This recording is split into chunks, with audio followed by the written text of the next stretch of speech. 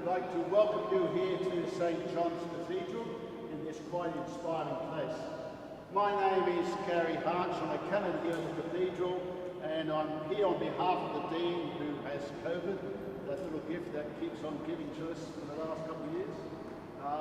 So apologies for the Dean, and I welcome you on his behalf to here. I welcome you to the Brisbane Candidates Forum. Very pleased you're here to speak and to listen and to ask questions. I've just got a couple of housekeeping announcements. If you've got any question, ask anybody with a yellow tag. They're around the room and they'll be able to sort out any questions you have. Toilets are out this way, go out to the right, past the bins and to your left. You should have been given, as you came in, a pencil and a piece of paper, and if you wish to ask a question, please write large, because Ian's forgotten his glasses and he can't read to small print, so please make sure you do that. I think that's all that I need to say, apart from, again, I hope you have an informative night, ask penetrating questions, because that's what we're here to do. Shortly, we're going to have the Pride Choir sing, and they're going to do that after I give an acknowledgement to country.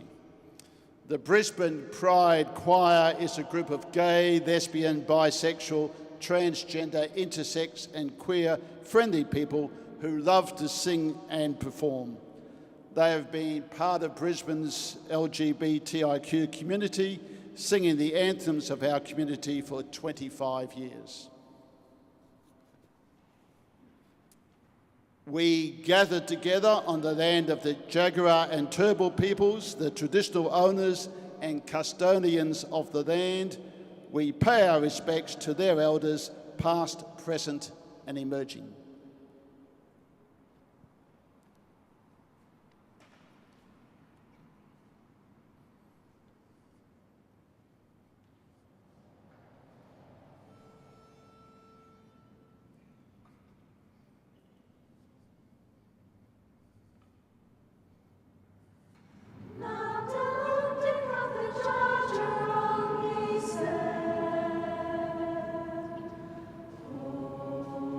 Mary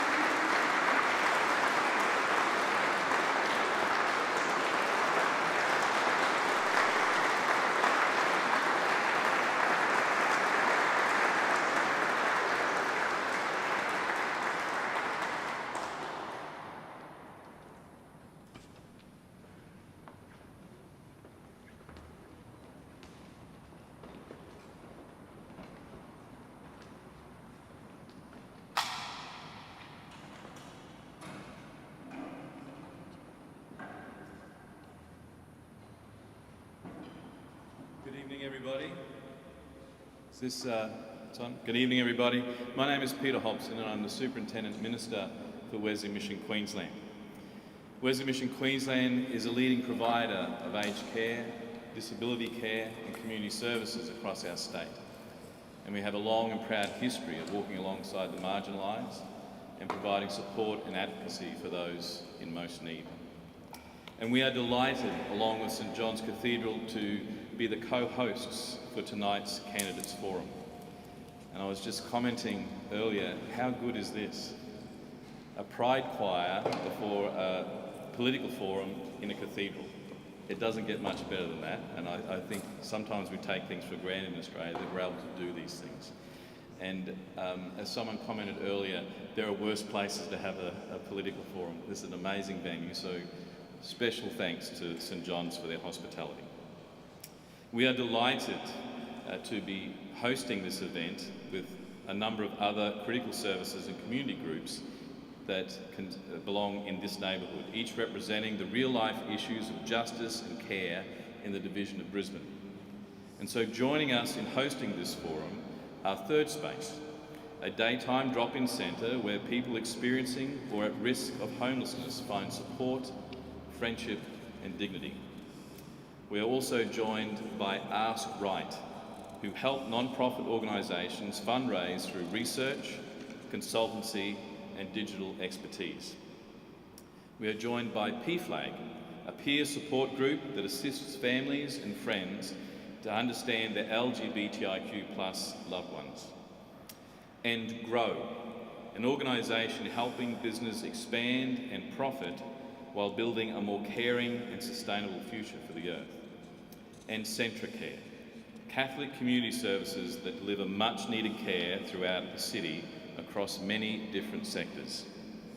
And we also have with us Dr. Janice Mcrandall, the Director of the Cooperative, a centre for public theology supported by Wesley Mission Queensland right here in Brisbane. Please welcome Dr. Janice Mcrandall.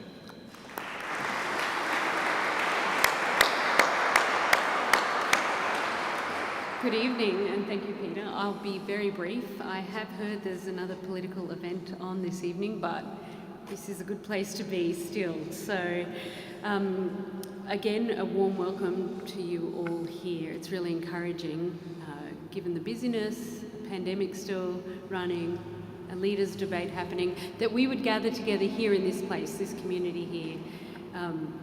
I think if recent world events have revealed anything to us, it's that along with our global ecosystem, this thing called democracy is a little bit more fragile than we sometimes assume. And so maybe there is more political noise than ever, but that should not shirk us away from our responsibility of meeting together in events like this, and the responsibility of candidates to meet with their constituents, to hear the real concerns of the people they hope to represent, and to be publicly accountable to the ambitions and plans that they state. And for the rest of us, we come too with a responsibility, and we gather together in good faith to be honest, direct, and responsible participants in this forum. And so we engage with a mutuality, but also, of course, some guidelines. So let me explain to you how this evening will work. Each candidate will deliver an opening statement to a maximum of 2 minutes each here at the lectern from their seats. And then each question, and we have questions from some of the co-host groups here tonight, and then questions from the audience. Each question will be put to each candidate with a maximum response time for each candidate of 1 minute. And each candidate will close with a final statement of 1 minute also. A timekeeper will signal this evening when a candidate has 10 seconds to wrap up. And even the timekeeping device that you will experience this evening is quite beautiful here in the cathedral. So there'll be, can we have a sample sound just so everyone can hear? Yeah, go ahead. So it's a lovely sound to signal that you have 10 seconds left. For those in the audience who get an opportunity to ask questions this evening, they are, of course, questions only. If we do have any statements or commentary offered, out of respect for everyone else participating this evening, we are going to cut you off, so just be aware of that. So that's how we're going to run the event, and I'm sure it will be a beneficial time for us to have a genuine and responsible conversation.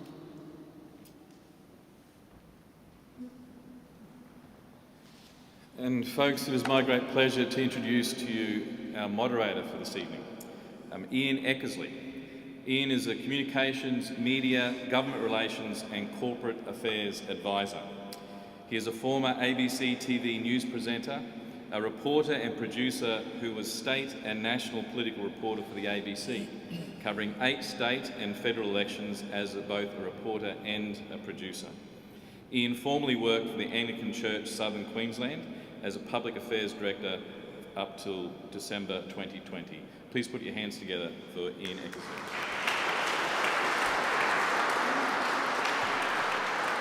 Thank you very much, Peter. Can everyone hear me? Right. A little bit of reminder to myself, advice to the candidates, if we all speak a little bit slower, given the acoustics and the amplification, people will be able to hear a little bit better. That's note to self as well. Well, thank you for joining us this evening. It's not the main show. There is the elected or the leaders of the ALP and the LNP having a debate across town, but this is about local issues, community issues, and a bit of a terrific opportunity to hear from the local candidates. We do have an apology, however, from the sitting member, Trevor Evans, who advised only yesterday that he is unable to make it due to a more pressing other commitment. So I guess in a sense that means a bit of a free kick for the other 3 candidates that we have. But it is unfortunate he's not here. However, that is as it is. I don't know if anyone buys newspapers anymore, but there was a headline screaming out of a Sunday newspaper just the other weekend that the seat of Brisbane is the canary in the coal mine. If it changes hands, the ALP wins the lodge. Now, just to give you some context and a little bit of history, if you don't know, the seat of Brisbane has been held by Trevor Evans since 2016, margin of just under 5%. The division of Brisbane was proclaimed in 1900. It was one of the original 65 divisions to be contested at the first federal election. Obviously, it's named after the city of Brisbane. It was in Labor hands for all but 5 years, from 1931 to 2010, and for most of that time it was a marginal Labor seat, but a redistribution in 2010 nudged it a little more favourably towards the Conservatives. There have been long-time Labor members in this seat. Manfred Cross was the sitting member for 24 years, in 2 broken stints in the 70s and 80s, and Arch Bevis for 20 years from 1990 to 2010. And Teresa Gambaro succeeded him and preceded Trevor Evans. So, on to our candidates and speakers tonight. I'll just tell you a little bit about them, and when I finish introducing the 3 of them, I'll ask our candidates to come to the stage, please. Representing the ALP in the seat of Brisbane campaign, Madonna Jarrett was born and raised in the heart of the seat of Brisbane in Paddington and is still a local and working mum. She started working in hospitals, spent time working in the Goss Labor state government, and has since accumulated several decades of experience as a business professional in the private sector. Running for the Greens, Stephen Bates hails from Yeppoon, where he went to high school. He spent his entire adult life working in retail and hospitality. He says he's running in the election because he wants to help the community, make the environment cleaner and make the economy work for everyone.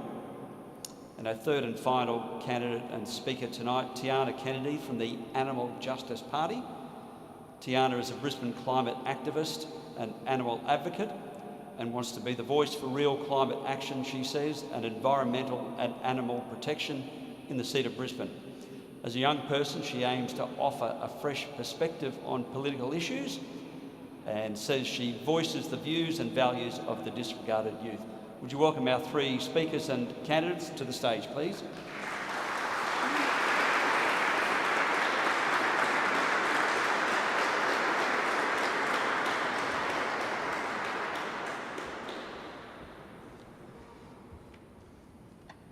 So just a reminder, I'll call you to the stage. We'll go left to right. We'll go Tiana, Madonna, and then Stephen. 2 minutes for your opening statement. Then we'll move to questions. Ask you to keep your response to each question to 1 minute, and then 1 minute for closing statement. And if you do all of your speaking from the podium there. Over to you, Tiana. You can kick things off. You've got 2 minutes to try and win over the crowd. Right, hello everybody. I'm a uni student at UQ, currently studying maths, art history and Japanese, and I want to transfer into plant science next semester. The reason I decided to run for politics, well, as a youth person, I feel like a lot of our voices are disregarded, and Australia actually ranks D for animal protection. Like, that's all animal protection. That's for our pets, for animals in entertainment, our farm animals, in which we rank E. So we're actively hurting them, we're actively not protecting them. And I also want to add that I want to protect the environment too, and people. Yeah, I'm sorry. You don't need to use all the 2 minutes, that's entirely up to you. Oh, okay. What's a cool fact? Did you know that 98% of deforestation in Queensland is specifically for, last year, was specifically for beef farming? 98% of all deforestation in the Great Barrier Reef catchment is also for beef farming. And that is a significant polluter of water pollution in the Great Barrier Reef.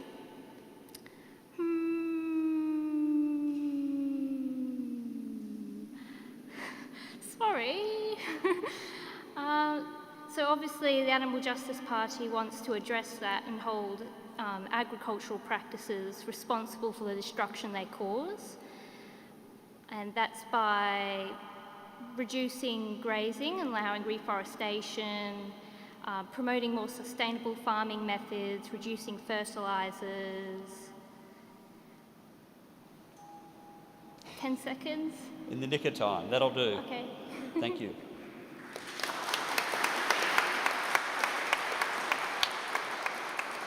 Madonna, 2 minutes about you, your policies and your party. Thank you. Hello everybody.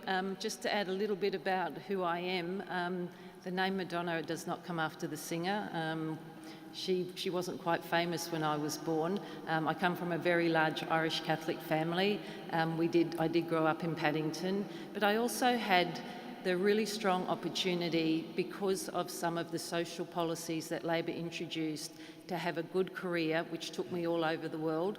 I have lived and worked overseas for many years in the private sector, and I do believe that there is a point in time in your life, and this is why I'm running, there was a point in time in my life where I felt this country was going in a direction that I felt very uncomfortable with.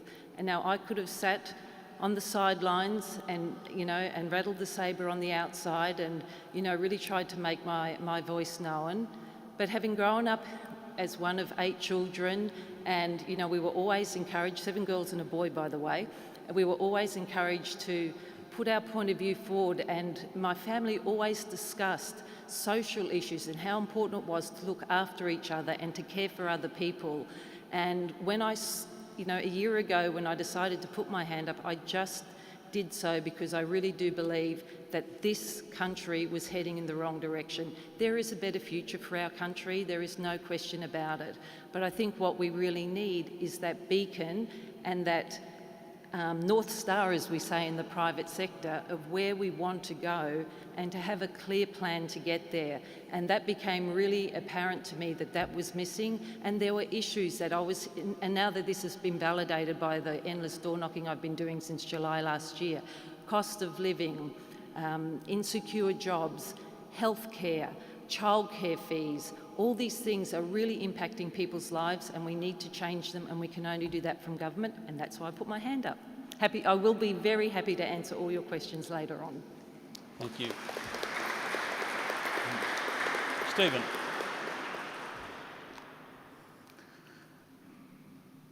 The reason that I put my hand up to run for politics was an experience I had while I lived in the United States.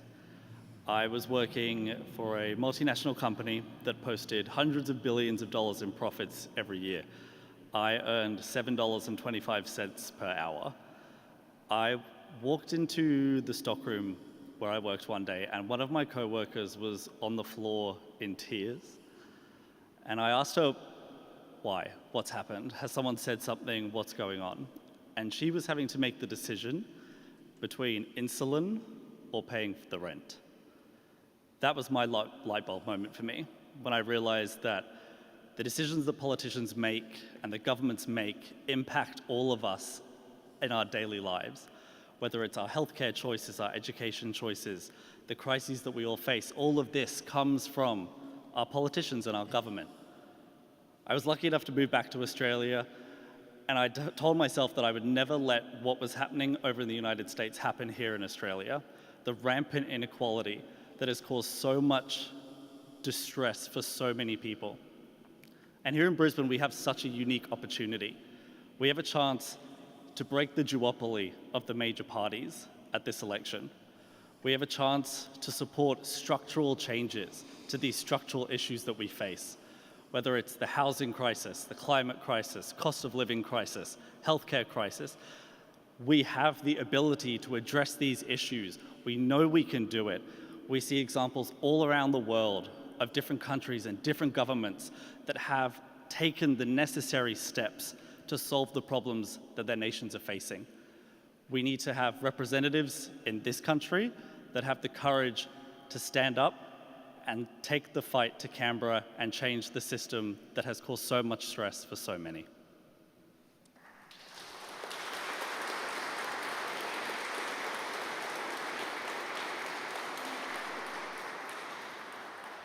Thank you, Stephen, Madonna, Tiana. So I will kick proceedings off with a couple of questions. We have a number of submitted questions, questions from representative organisations, but if you'd like to ask a question, you will have the chance to submit it to somebody. I guess just hold it up, wave it around, someone will collect it if they haven't already. We'll get through as many questions as we can. So maximum 1 minute in response, candidates. You don't have to use the whole minute, entirely up to you. So if cost of living is the biggest or one of the biggest issues for voters, what's one policy of your party that will address this most effectively? Stephen, I'll give you the chance to speak first. We'll go right to left and mix it up a little bit. So what's one policy of the Greens that will most effectively address cost of living? Policy that I think would most address the cost of living would be expanding Medicare to cover dental and mental health. So this is an issue that affects millions of Australians. Currently, we have about 40% of the population of our country that put off going to the dentist because they can't afford to do it. So this has long-term health impacts for people, not just in the same moment, but down the track. Poverty charges interest. So, and I hate to use myself as an example, but I've been putting off going to the dentist for far too long, and because I honestly couldn't afford it, and I finally had the ability to pay for private health insurance, and I went to the dentist, and I now need 2 root canals and 3 fillings. So that's going to cost me about $7,000. I can't afford that. I sat in the dentist chair and thought to myself, I have to make a decision whether I go through all my savings or get my teeth pulled out of my head. That is a decision that impacts so many people across this country. So I think making dental and mental health part of Medicare will genuinely benefit people's material lives as well as their hip pocket. Madonna. I'm going to be a bit contrarian here and say I don't think there is just one policy.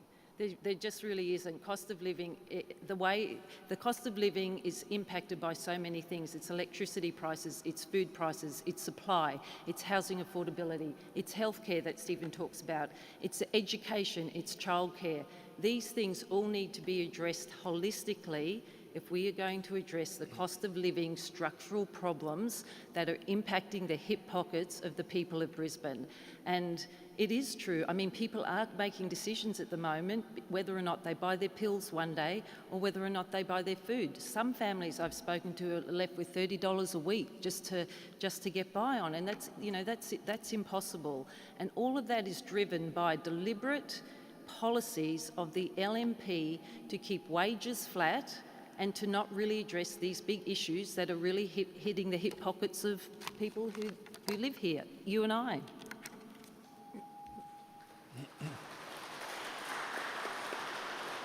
Tiana, your opportunity.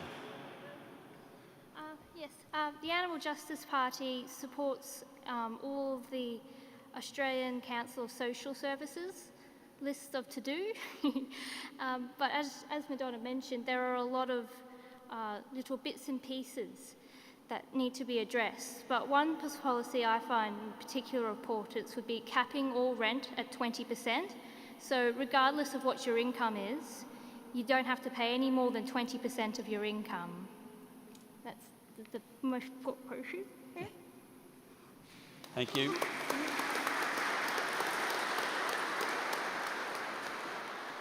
And Madonna, I'll allow you to go first on this next question, and you may want to speak to it because it's about the National Integrity Commission, and which was important enough for Scott Morrison to make as a campaign promise last time. He promised to introduce a National Integrity Commission, a promise he hasn't delivered on. Is it still important, and do voters care about that issue? Absolutely and absolutely. An integrity commission is one of the main issues that I hear about as I go knocking on the doors. People want their governments to be accountable, and frankly, governments need to be accountable. It doesn't matter which side of politics you're on. Governments need to be accountable for their actions, for their words, for their expenditure, and the establishment of a national ICAC will go a long way towards that. It is true that it was promised under the LNP prior to the last election. We're 31 days, I think, from an election now, and still nothing. Under Labor, ICAC will be delivered. It will be delivered in the first term of a Labor government because Labor does believe that we have to be held accountable. I personally believe if I am your MP, I need to be personally accountable. So Labor will support it, and it is important. Thank you. Tiana, I'll let you speak second on this one. So the National Integrity Commission, which is like the Crime Corruption Commission in Queensland, ICAC in New South Wales. The Animal Justice Party supports the ICAC. We're in the interests of integrity and transparency, but we also support an independent federal body for animal protection. In addition to this, because the agricultural minister, who is pro-battery chicken cages and pro-puppy farming, is making all the decisions about how we should treat animals from an agricultural perspective on how much you could profit off an individual. That's why we want an independent body in addition to the ICAC. Yeah. Thank you. Stephen. Of course, we need a federal ICAC. Our politicians are not above reproach like the rest. Like no one is. No one is in their job. No one is above reproach. And I'm proud that the Greens worked with Labor, as well as, if you can believe it, even One Nation, to pass a federal ICAC through the Senate. It has now been sitting before the House of Representatives for years. Scott Morrison refuses to do it, refuses to make it a reality. But it's not just a federal ICAC that we need. We need to attack the root causes of corruption in our democracy, which is the influence of corporate money and corporate donations. Companies will donate to politicians in both Labor and the LNP, so it guarantees them influence no matter who wins the election.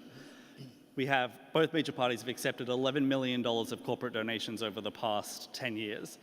That is also an issue and influences decision-making in our democracy.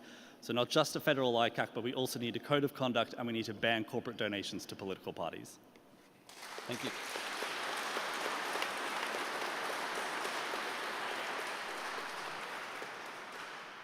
All right, we'll now move to submitted questions and questions from the floor. So I understand we have a question from Wesley Mission Queensland. So we have a roving microphone for someone to pass it around to. Ty Shepherd is the name that I have of who's going to ask the question. Ty. Thank you very much. On the 1st of March 2021, the Royal Commission into Aged Care Quality and Safety made its final report, handing down 148 wide-ranging recommendations for critical change in the sector. Now, a large part of this review looked into the need to increase wages for aged care staff and improved funding for the sector. When will you commit to making these changes?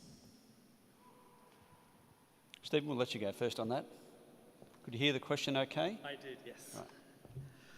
It's a very important question, and a lot of the time people seem to forget that we're all going to grow old, and we're all going to need support from aged care at some point in our lives. So the Greens are committed to introducing staff ratios in aged care, increasing the pay rate of aged care professionals as well, and also removing the incentive for these organisations to make excessive amounts of profit. So at the moment, some of the richest people in the country are people that run aged care centres. So what I think we really need to focus on is removing that incentive to make as much money as possible over people's right to live a dignified and healthy life as they get older. And of course, part of that as well is making sure that the aged care employees and the nurses and the staff are all paid adequately.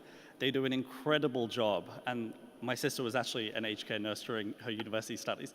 It is an incredibly difficult job, and it's something that is so undervalued in society. So increasing the salaries of aged care staff, introducing ratios, and increasing funding to support people as well. Thank you.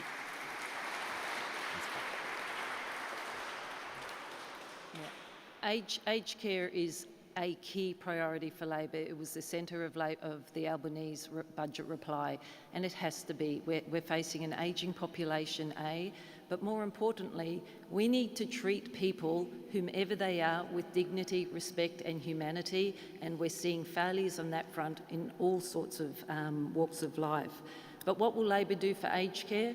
Labor's going to support the wage increases in the Fair Work Commission, guarantee a minimum number of hours of 214 care hours to individuals, ensure that a nurse is at every nursing home 24/7, making sure that there are standards for food and nutrition, and making sure that there is transparency in the expenditure of the nursing homes, so that the money that is provided in support by the government, it's clear where that is being spent.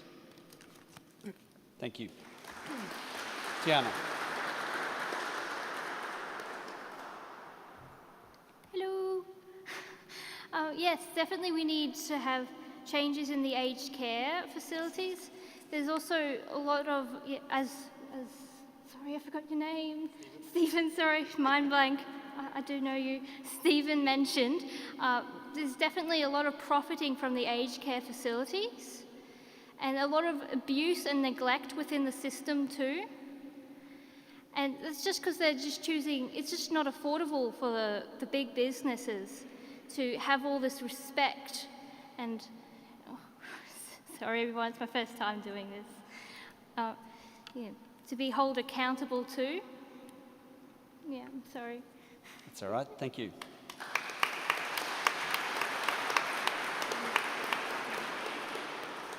All right, by way of other questions pre-submitted from organisations, representative from PFLAG, I understand, is here somewhere. Just pop your hand up. Thank you. And there's a microphone headed your way. And I don't have your name, sorry, so please give us your name. Have you? Yes, I think well. I'm happy to ask another one. Hello, Jane Hopkins. I'm the national spokesperson for PFLAG Australia, as well as on the ground here, PFLAG plus Brisbane. And for those that don't know, we are a peer support group for parents and friends of the rainbow community. So my question tonight for all of the candidates are, during the recent parliamentary sitting, Scott Morrison wasted 10 hours on an overnight debate pushing for a harmful religious discrimination bill.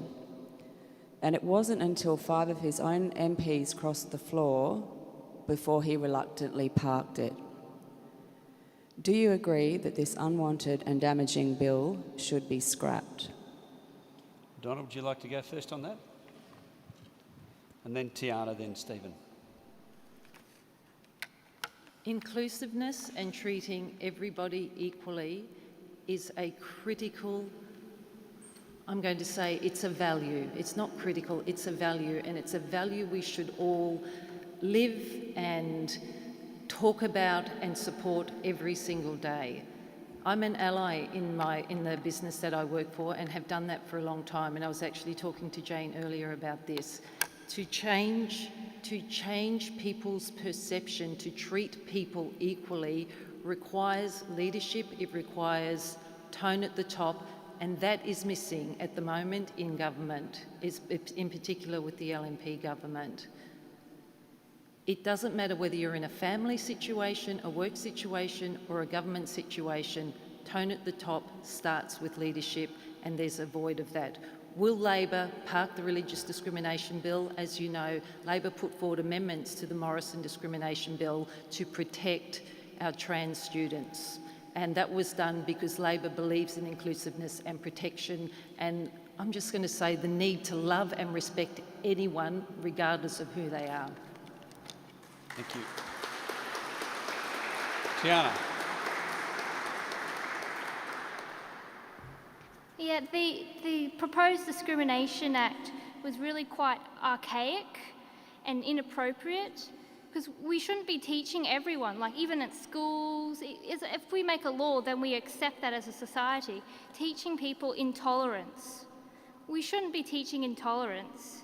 Everyone should be protected under the law, regardless who you love or who you choose to be, as long as you're not being violent. But yeah, thank you. Thank you.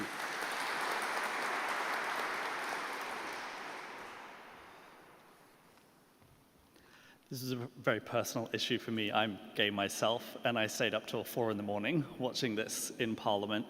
Very proud to say the Greens are the only party standing up here today that voted against this bill. There is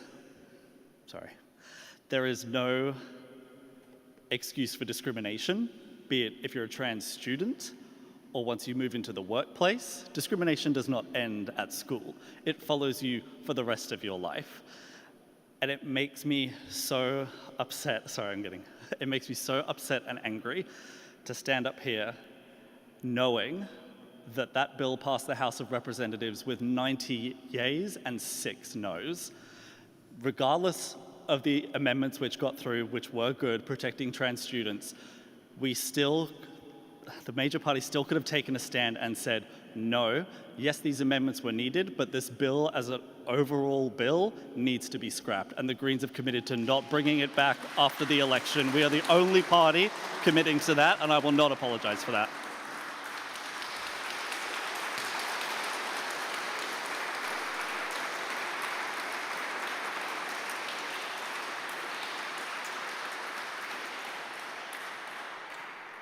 All right, the next question submitted is from Grow Alliance. If we have a representative from the organisation, just tell us your name, please. Deborah Harris from Grow CFO. We have a group of small businesses and growing businesses around the world trying to make better impact and achieve the Sustainable Development Goals. In September of 2015, Australia stood up as one of the countries to say that they would support the United Nations in reaching the targets by 2030 of the 17 Sustainable Development Goals. Since the outbreak of COVID, many of our targets have gone backwards. The first rise in extreme poverty in generation. 161 million people are likely to have experienced hunger. Child labour rose to 160 million. We're off track for climate change. We're off track for life on land and life underwater. We wiped out 20 years of education gains, and 2.3 billion people still lack basic hygiene. How will you help Australia stand up on the world stage? Tiana, would you like to go first with that? Could you hear that clearly? The final part of that was, how can Australia make the greatest impact on the world stage towards achievement of the goals by 2030? Tiana, then Madonna, then Stephen. Sorry, what was, sorry.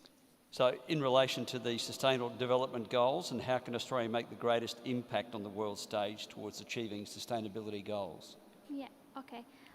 The Animal Justice Party's four main principles are kindness, equality, non-violence and rationality, which we apply to all of our positions and policies. So definitely need to address climate change, because that, yeah. Sorry, everybody. Sorry, what was... Well, how can Australia make the greatest impact? So some of the things in relation to extreme poverty, more people experiencing hunger, education gains being wiped out. Yeah. We want to divert the carbon taxes, so that's both for the fossil fuel industry and for the agricultural industry, which are both, you know, the main polluters of our environment. Diverse that tax towards education, as well as clean energy and sustainable agricultural practices. Thank you. Madonna. I think there's two parts to this. First of all, Australia has to look internally at our own activities, and Labor has fantastic programs that aim to address a number of the SDGs. First of all, women, bringing more women into the economy. I think that's one that wasn't raised, greater diversity. Looking after our elderly, providing support for students and education with 20,000 university places, 465,000 free TAFE places. These are things that we can do ourselves internally. However, Australia is part of a global economy, a global world. We need to also show leadership on the world stage. Australia has signed up to the SDGs, and we should be implementing the programs that are supported through organisations like the OECD, which we also sign up to, and really become leaders on the world stage and share what we're doing with those countries that need to move forward as well. Sorry, that was a bit loud.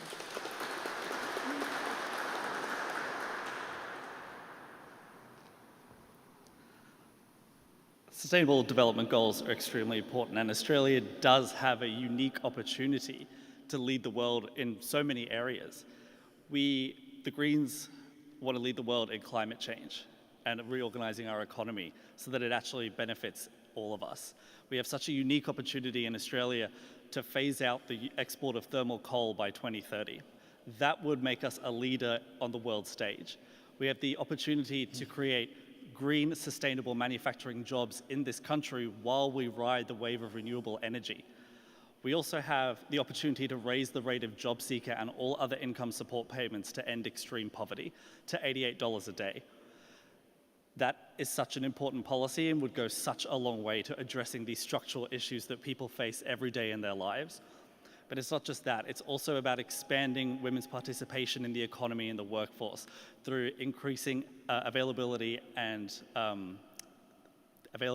of parental leave schemes, increasing childcare affordability as well. It's such a huge question, it's hard to answer in 1 minute, but thank you. Thanks.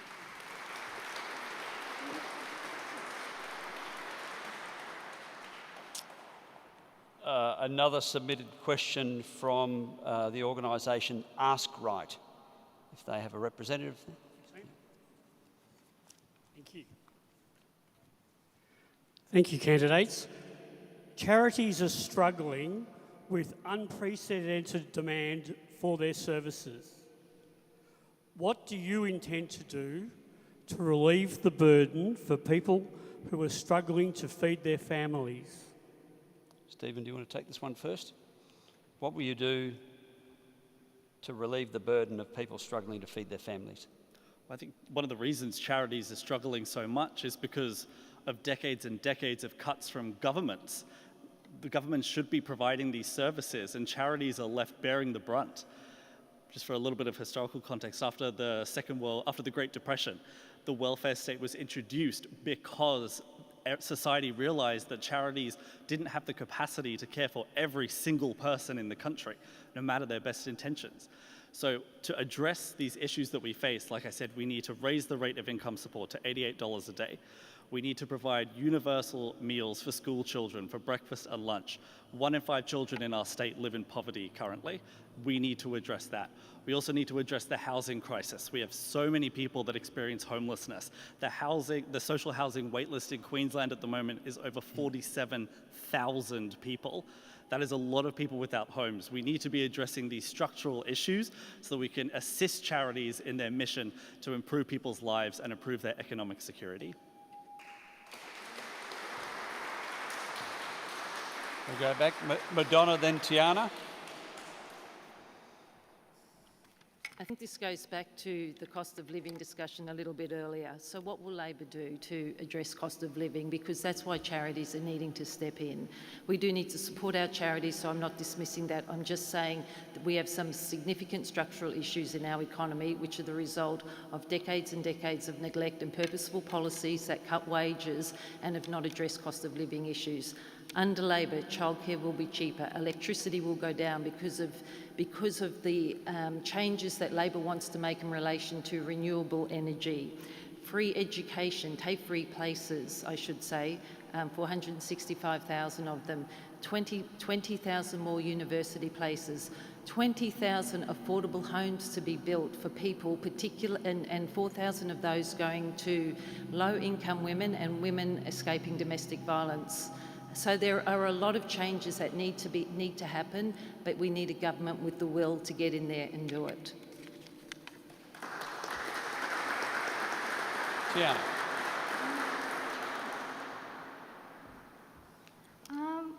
Well, as previously mentioned, we want to cap rent at 20%, but also that the fact that we have charities is also a policy failure, essentially. Like, we shouldn't have to raise funds for homeless. There shouldn't be a problem. We shouldn't have to raise money in order to find perpetrators of animal abuse. We shouldn't have to have people to pitch in to pay for the inequalities in our society. So the AJP, as I mentioned, supports all the social services of the Australian Social Services Council. It's like subsidised work education, increase income support, and get the government to federally sponsor building houses, long-term solution. Yeah, thank you.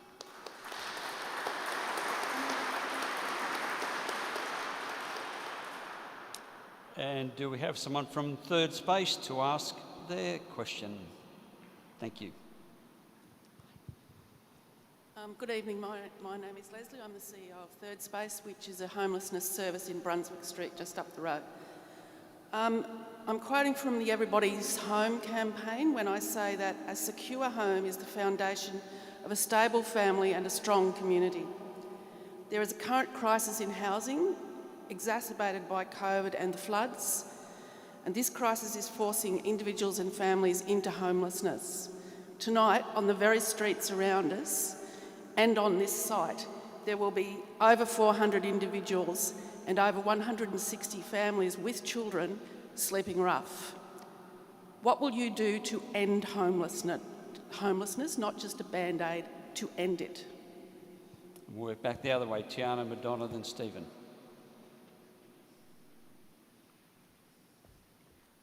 Yes, so as mentioned again, all of the Australian Council thingamajiggies. I'm sorry, I don't have much experience in speaking. Yeah, sorry. Thank you.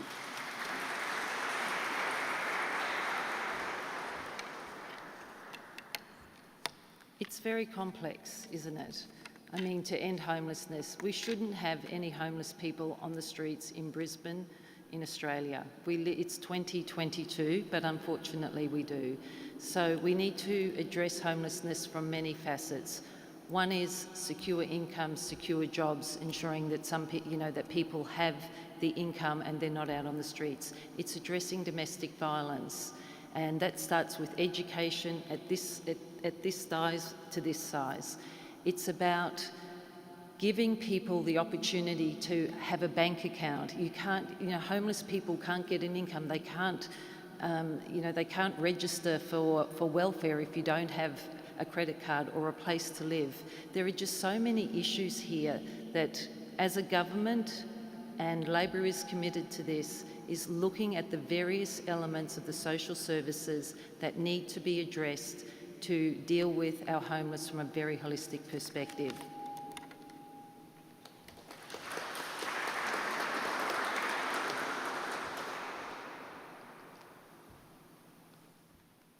I don't think we need to look for solutions. We already know what they are. What we need to do is clear the public housing wait list that exists in our state. Like I said, 47,000 people. We need to build 1 million public homes over the next 2 decades. We need to make sure 125,000 of those are universally accessible rental apartments, where the rent is capped at 25% of the occupant's income. Homelessness is a structural issue, but it's also an issue within our broader economy. Our economy at the moment relies on people to be unemployed, and we need to change that mindset. We have to make sure that we're creating a society and an economy where everyone has equal access to the fundamental building blocks of life, which is housing, education, and healthcare. So by building and investing in public housing and by increasing income support payments, we can actually clear the housing wait list and begin to address homelessness. Like you said, I met with Communify a few months ago. Homeless families are the biggest issue that we face in Brisbane at the moment. It's easy to house singles. We have to be able to build homes that house families as well. Thank you.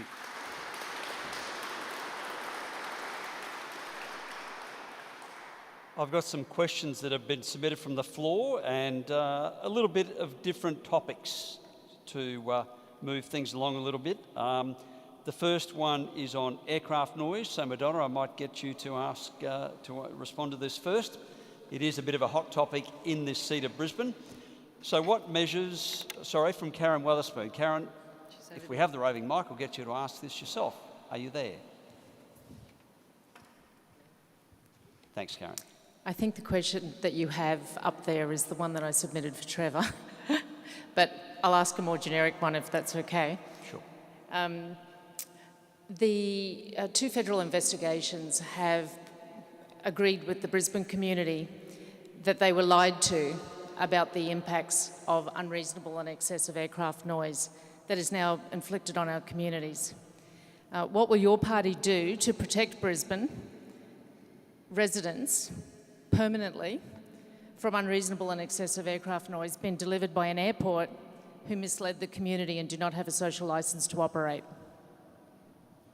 Yeah, thank you, Karen.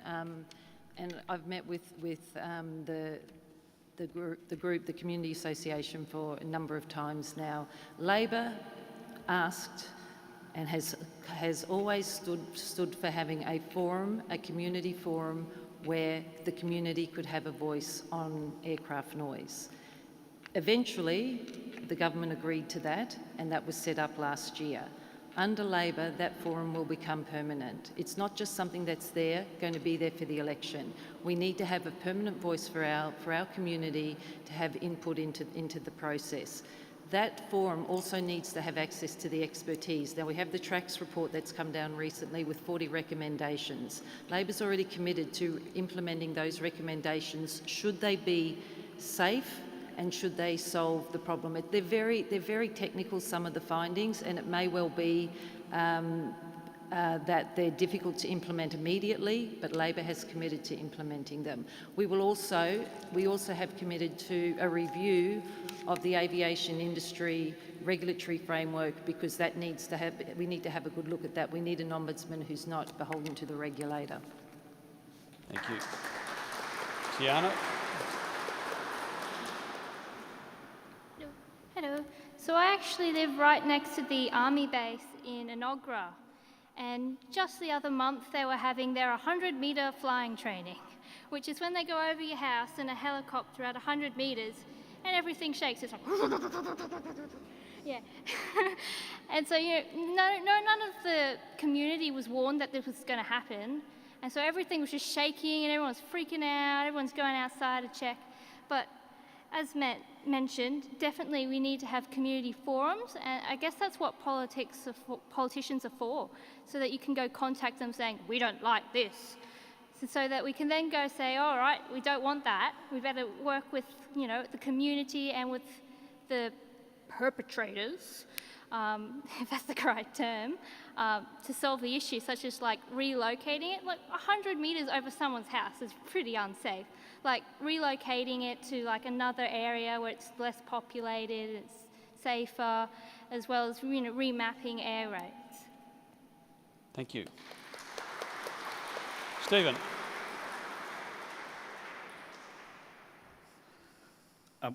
My campaign and the Greens have been working very closely with the Brisbane Flight Path Community Alliance. Hello to everyone that's here today. This issue has been completely based on falsified data that a corporation presented to the government to justify its development. That is an issue no matter which way you try and spin it. What we are committed to in the Greens, and we've actually already tabled a bill in Parliament to address this issue as well, is bringing the Brisbane Airport in line with standards that are already adopted across the rest of the country. Brisbane Airport doesn't have the right to operate in its own regulation-free environment. What we are fighting for is a curfew between the hours of 10 p.m. and 6 a.m., which already exists at Sydney Airport, Adelaide and Perth as well. We're also fighting to introduce movement caps, so 45 flights per hour at the airport. Again, this already exists at various airports around the country. But the reason this has happened is, again, it comes back to this issue of corporate influence in our democracy. We have airports and airlines donating millions of dollars to major parties to get policy they want through, and that's what we need to stop as well.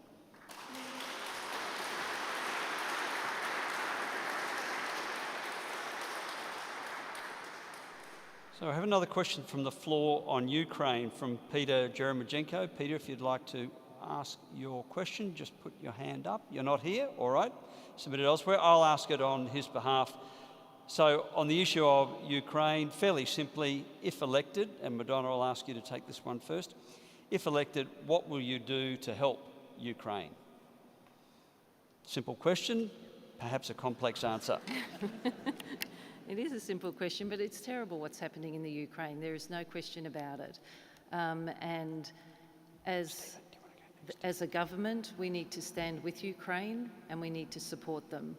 As a government, we also need to consider our position in relation to refugees and asylum seekers and what Labor will do to look after and fast-track visa processes for displaced people. It's terrible. I can't even imagine what it's like living in Ukraine at the moment. But there are other parts of the world where there's war and there's equal hardship, and governments do need to be aware of this. They need to stand up and stand with countries like Ukraine, but we also need to manage the refugee and asylum seekers who deserve a safe place to live and a place that they can call home.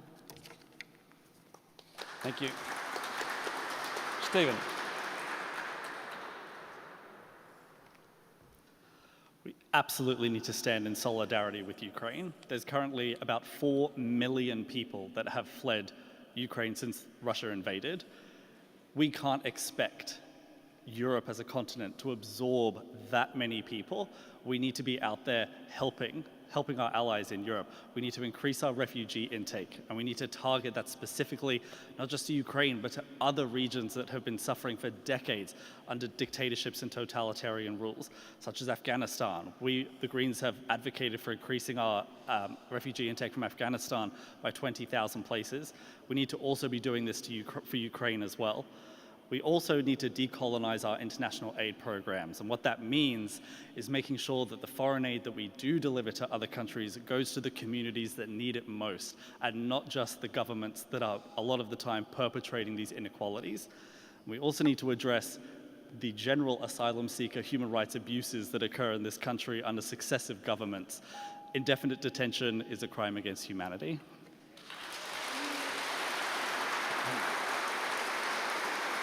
Tiana.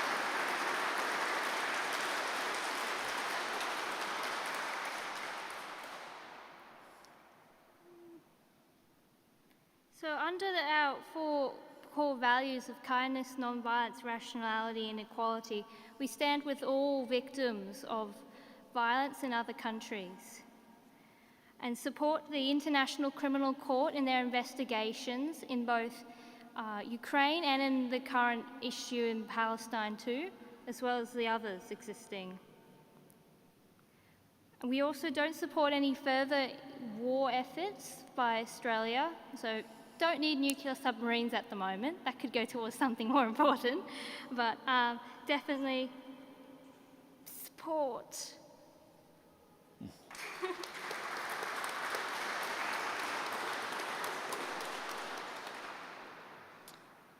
We next have a question from Marilyn Wright.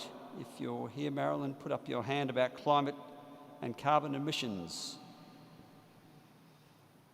And Tiana, I'll ask you to take this one first, then Madonna, then Stephen. The Animal Justice Party is the only... Sorry, I'll let Marilyn ask her question. Maybe a little more specific. You may have the same answer. Thank you, Marilyn. I speak as a Christian grandmother of 4 grandchildren, and for me the biggest issue is climate change and the effects that we are already experiencing, particularly in this country, but also in countries like our Pacific neighbours. So my question is, will your party commit to 50% carbon reductions or greater by 2030, which is what the IPCC and all the scientists say that we need. It's what our economists say that we can achieve. Thank you. Did you hear that question okay? Will you commit to the 50% reduction or more by 2030? Tiana, then Madonna, then Stephen. Yes, we do want to cut 50%, well, most likely we want more, by 2030. But if you've read the recent IPCC report, they've actually warned that we have 30 months left to actually, stop the tipping point where we have permanent damage and we can't turn back. So it's really urgent that we need to tackle the climate crisis. As I was just about to say, rudely interrupted you. The AJP is the only political party that wants to hold agriculture responsible for their emissions and destruction. For example, animal agriculture alone produces more than half of all of our methane, and methane can be like 200 times more destructive than CO2. In addition to animal agriculture, once again alone, produces more greenhouse gases than our entire transport sector. 10 seconds. So, yeah, protect the environment. Thank you. Madonna.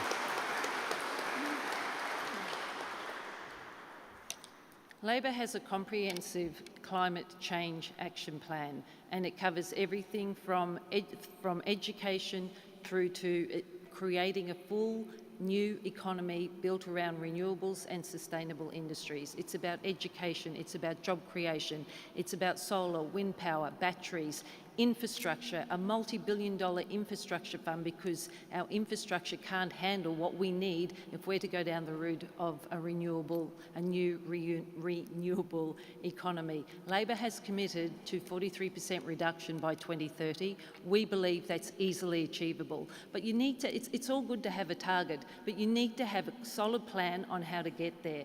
And Labor's plan has been reviewed by business and industry, who are going to predominantly be the ones that are going to be implementing this for our country with the support of government.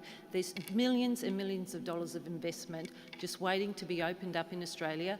Businesses waiting for government to give them the security they need to do that. And we do believe that those sorts of reductions that we're talking about are easily achievable by 2030.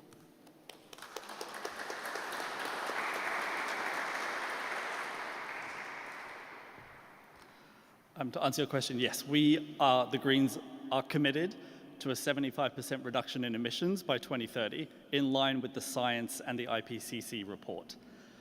How do we do that? It's important to have a plan, and it's important to be open and honest, especially with the communities, especially in the mining sector, where these industries are going to be impacted, whether governments want to admit it or not. What we need to do to get to that emissions reduction target is we need 100% renewable energy by the end of the decade. We need to phase out thermal coal exports by the end of the decade. We need to phase out metallurgical coal exports by the end of 2040. We need to invest in green steel production in Australia. And given that 2040 deadline, we have 20 years to be able to do that. We need to make Australia a place where things are built again.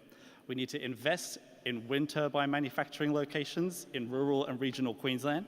We need to build solar panels in our regional centres, and we need a job-for-job guarantee for coal miners who are going to be displaced by the changes in our economy, and that is what I am proud to fight for. We have a bold, comprehensive and practical plan in line with the science.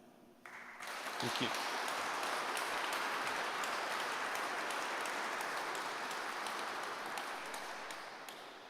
A question on the topic of volunteers from Zach Reimers. Did I say that correctly?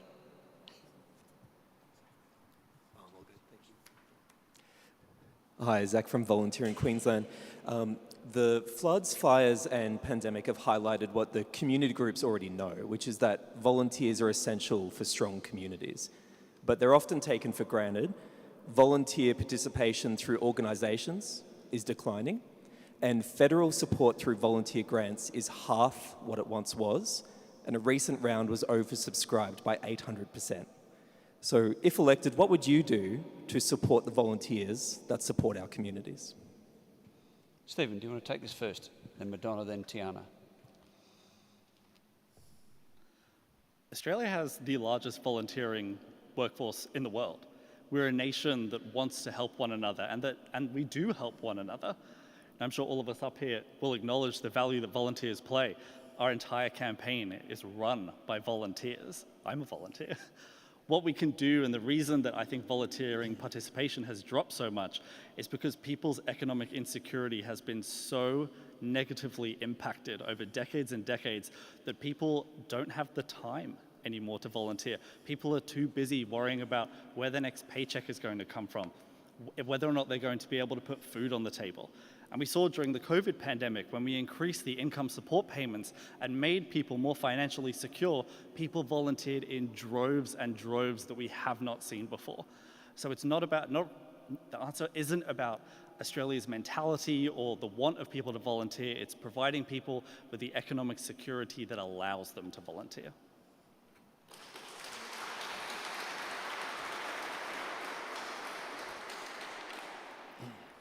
Helping out a mate is part of our culture, and the volunteers that we have contribute enormously, obviously, to society. I don't need to tell you that. But at the end of the day, what does government need to do? Government needs to address the fundamental problems as to why we need to have volunteers to step in. Right? Why do we have people who are volunteering in nursing homes, for instance? Because we don't have enough care workers, they're not paid enough, etc. Why do we have volunteers in any, I'm going to say in anywhere, to be perfectly honest? What government needs to do is address some of the cost of living issues, go back to some basics, give people a reason and give people a good job, give people secure income, give people health care, give people the opportunity then to have their families live their life, but then have the opportunity to volunteer. And our society would not function, and I actually thank all our volunteers for everything that they do.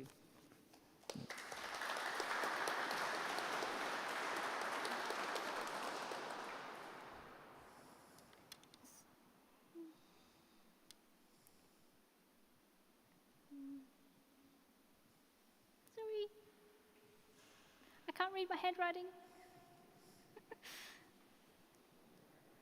So we definitely need to, what's the word?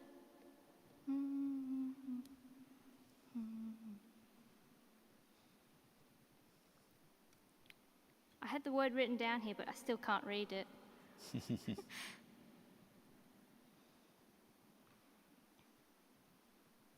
If you don't have a response, you don't have to. No, I do. We do support volunteers. But the reason that we're having so many problems at the time is generally because of our issues in the politics with like policies on income support and housing crisis, and then we have the climate crisis on the top. So obviously we have to solve those issues in order to support more volunteers being available, as well as funding more volunteer operations. Yeah. Thank you. We've probably got time for a couple of more questions. I do have some written here, but is there any other questions from the floor, from the audience, if you haven't had a chance to ask?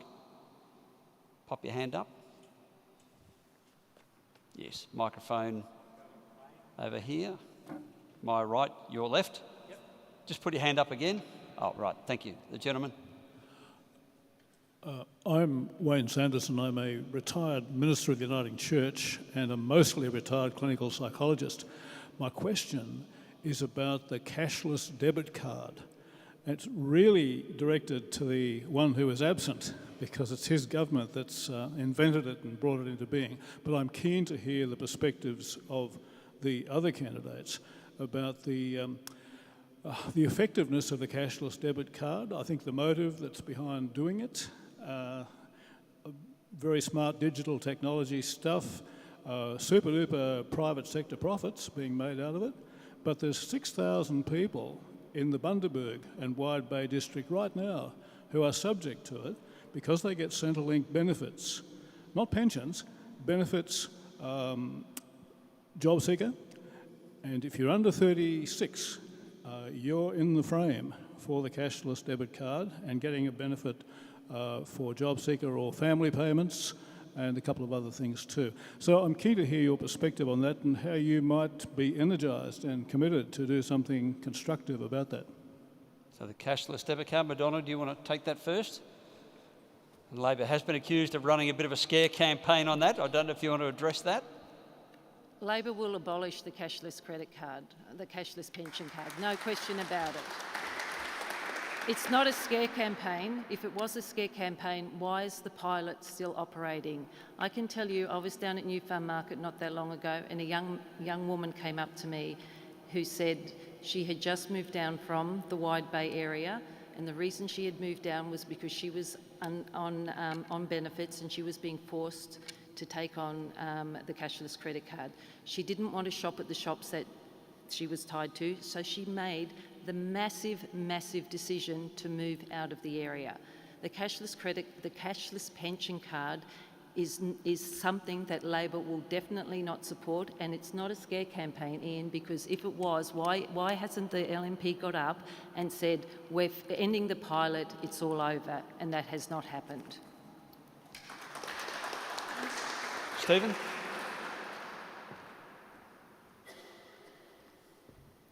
Cashless debit card has been around for a long time now. The Greens voted against introducing it initially in the very first place. It cannot be allowed. The government has no right to dictate people how they use their money. That is entirely up to them. And the cashless debit card also ignores the structural issues that cause people to, as they like to say, spend money on alcohol and drugs. What we should be doing is addressing those issues through increasing access to mental health availability, and part of the Greens platform is bringing mental health into Medicare. We also need to address the root causes that make people turn to things like alcoholism. So through, again, mental health support, housing support, income support, actual economic security and financial freedom, instead of just putting people on income management plans, which we know don't work. And all they do is take people's individual freedom away from them at the end of the day. So yeah, the Greens do not support the cashless debit card, and we voted against the trials that introduced it in the first place as well. Thank you. Tiana. Yeah, well, when I was at school, they were all like, don't get a debit card, don't. And of course, they made us sit for a lecture about how scary debit cards are and you should never get one. But yeah, debit cards put you in sort of a dangerous loop with all these terms and conditions that you aren't necessarily aware of. Like, the only reason that you should be borrowing money is in an emergency, and we shouldn't be having some emergencies. That's a result of failures and policies. Like, as mentioned, you need better Medicare, need better guaranteed jobs, reduce income and all that forgot my word. Thank you. Is there another question from the floor? Probably got time for one more. All right. Yes.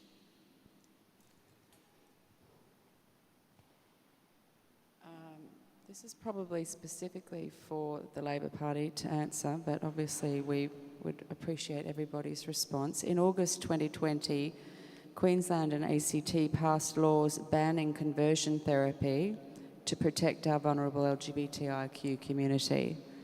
The ACT ban extends to religious organisations as well as health service providers. Why has Queensland not done the same and banned it outright?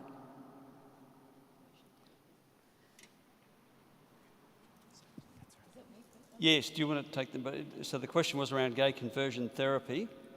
The ACT ban extended to religious organisations as well as health service providers. Why has Queensland not done the same and banned gay conversion therapy outright?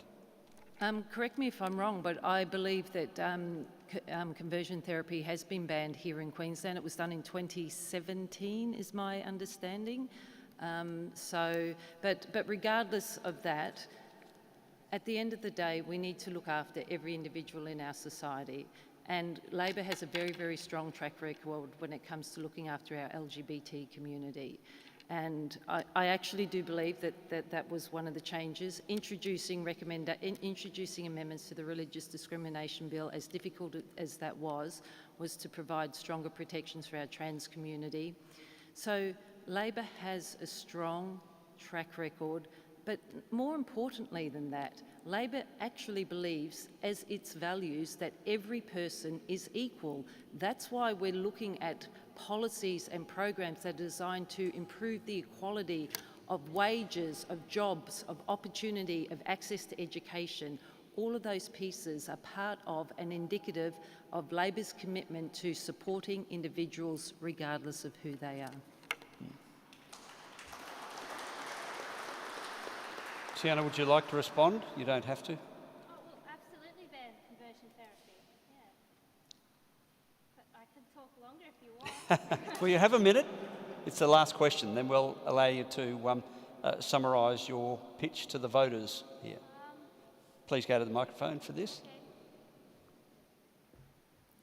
Why you should vote for me? Fish are my favourite animal. They're compassionate and they're quite intelligent. There's actually, sorry, I'm getting off topic here, but I read something that a fish actually outsmarted a 4-year-old human child. I think that's cool. Anyway, yeah, kindness, equality, rationality and non-violence is something that all politicians should hold as their core values. And as well as, supporting transparency and integrity and responsibility, which is why I'm here. Responsible. Thank you.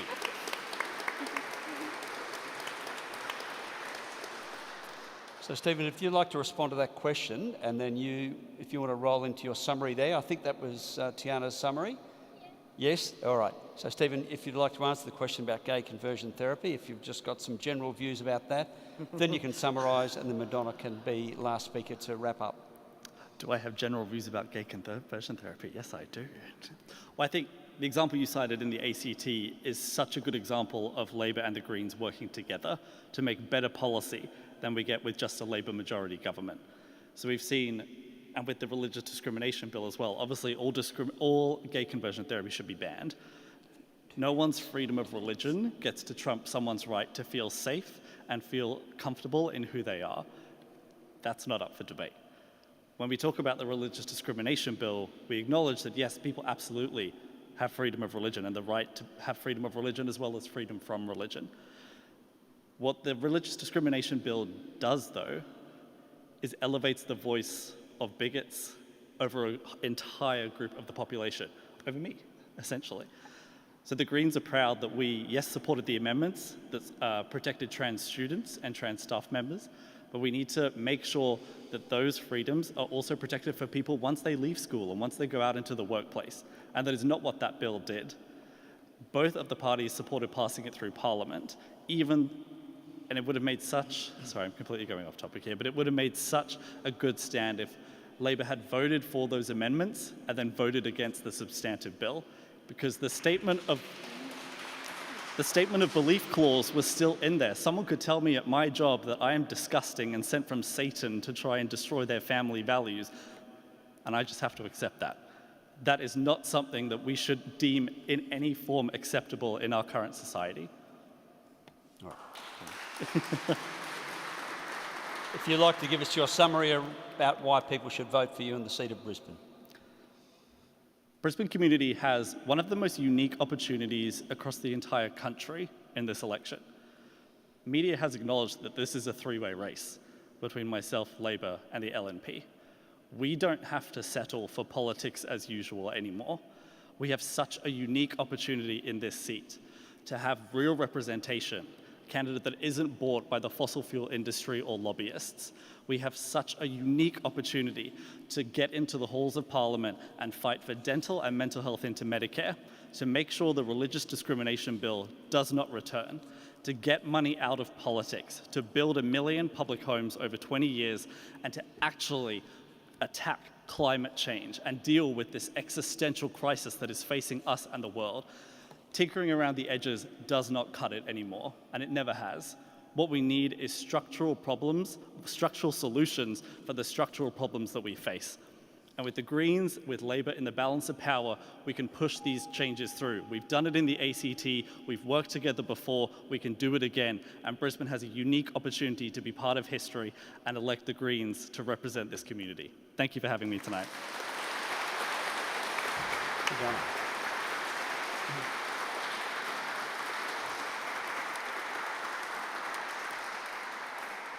Why should you elect me as your local member? I can guarantee you I will be Brisbane's voice in Canberra. I will not be Canberra's voice in Brisbane. That is the number one starting point. But more importantly than that, Labor, myself, I believe in Labor's vision for a better future for Australia. We need to address the fundamental challenges that are facing us. Climate change. Only Labor has a comprehensive plan that addresses climate change, which covers everything from renewables through to education to infrastructure expenditure, new jobs, new economies, etc., providing support for private enterprise to come in and unleash those millions of dollars that they're just waiting to address climate change. Only Labor will look after our elderly and do all those things that I talked to you earlier about in terms of changes to our elderly care system, our aged care system. They'll refund Medicare. They're going to introduce 50 emergency service centres around the country, which will give people access to emergency services, emergency medical support, and take the burden off our hospitals. These are fundamental issues that are hurting our Brisbane community, and there are many more which I've mentioned tonight, and only Labor has a plan to change those, but I will be your voice in Canberra.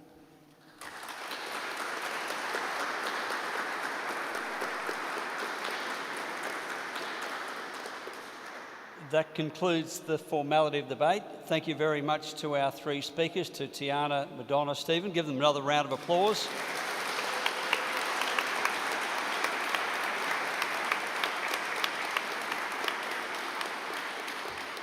I trust you found that informative, entertaining, insightful. The good news, candidates, is you've still got a month to go tomorrow. How's that shoe leather going? It's been my pleasure to moderate this tonight. Back to you, Gary. Thanks, Ian.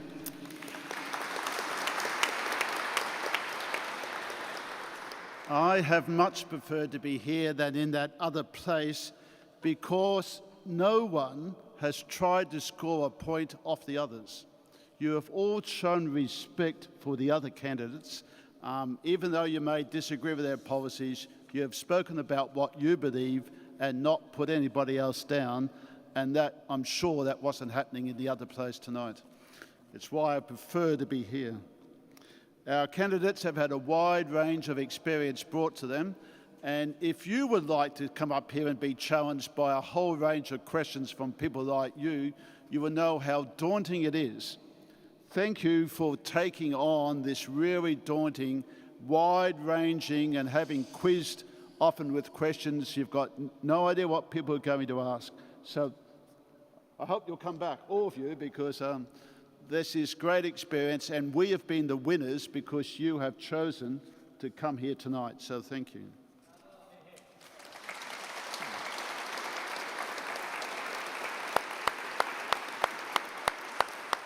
Ian has brought his great experience and skill and just made it all happen so smoothly. Probably helped by everybody's been so nice to one another, but so thank you, Ian, for volunteering your skill and experience here tonight and to do all this. There are a whole lot of people who put this on. I won't go through their names, but to all those who assisted in any way, helped at doors and all the background, these nights don't just happen. So I'd like you to put your hands together to thank all those people.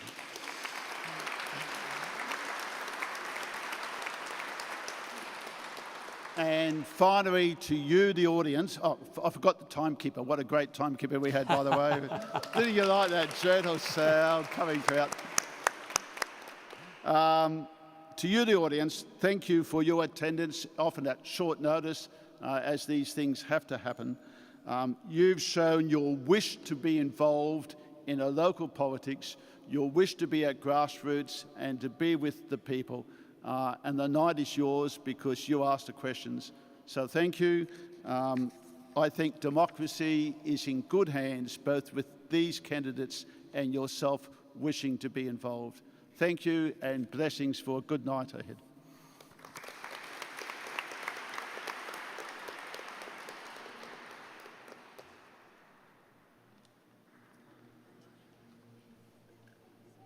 Just before you disappear, the PR man.